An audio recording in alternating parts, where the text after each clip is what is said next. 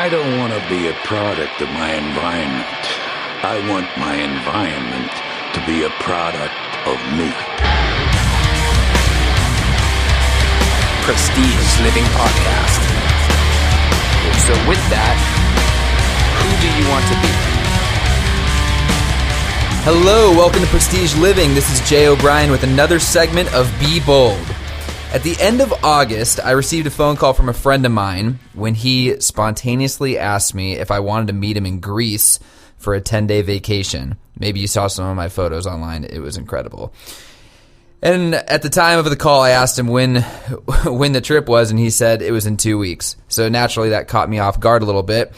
And I was right in the middle of my workday, and my head was nowhere near traveling across the world to unplug for a couple weeks. And on top of that, he said, I need to have an answer within an hour.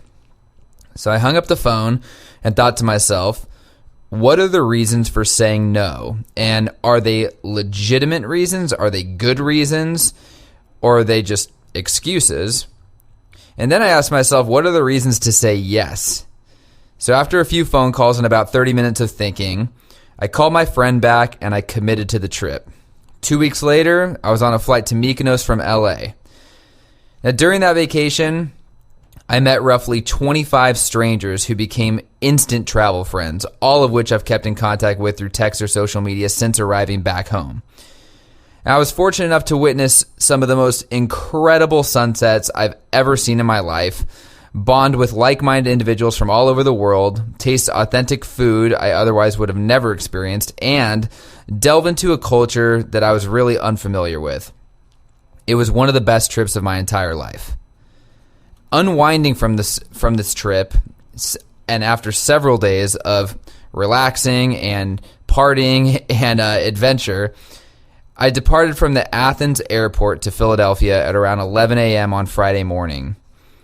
And after roughly 2 hours of being in the air, I heard an announcement come through my headphones from the cabin crew. They said, if there's a doctor or medical physician on board, please see a crew member immediately. So removing my earbuds to see what was going on, I instantly saw a man to my right having a heart attack. Those on the plane who thought they could help ran to his aid instantly, and as they removed him from his seat, I watched his colors change. I saw his body go limp. I listened to his daughter scream his name in hopes he would respond. And in just a matter of minutes, I heard the haunting words, "He just urinated." As my eyes shifted from the situation at hand to the passengers on the plane, you could see everyone tense up, several crying and even more visibly praying. Still non-responsive, the physician on board advised that we immediately land the plane.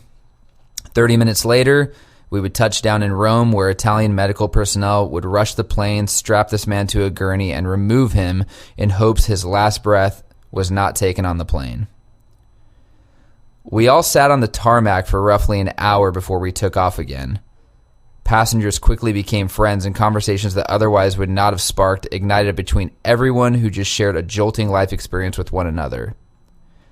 It was almost comforting to see so many language barriers, diverse backgrounds from around the world, and medical personnel from different countries come together for one common priority: save this man.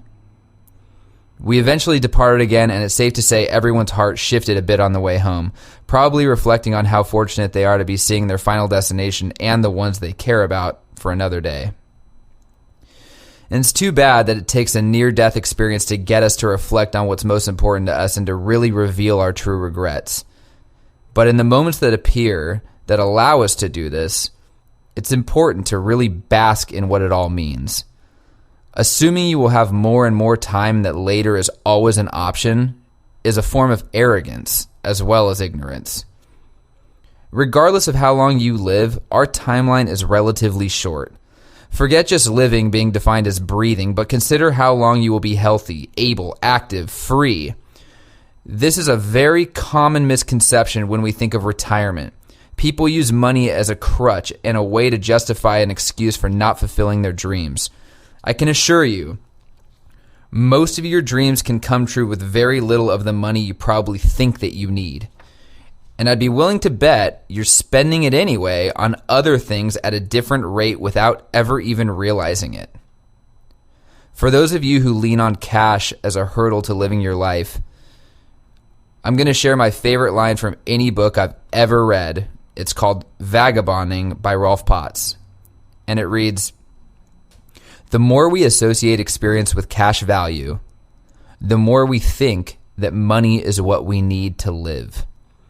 And the more we associate money with life, the more we convince ourselves that we're too poor to buy our freedom." I couldn't be more pleased with my decision to say yes that day rather than respond with one of 1,000 different valid excuses. The party could all be over tomorrow, so it's critical to maximize today. And look, nothing fell apart, I didn't go out of business, and life went on just fine during my absence. I was once told that depression is the fixation on the past, while anxiety is the fixation on the future. Two issues that most people can absolutely relate to, and both of which will never help your situation. In this extremely finite life, you literally do not have the time to worry. Be appreciative, trade tangible items for experiences, and be bold.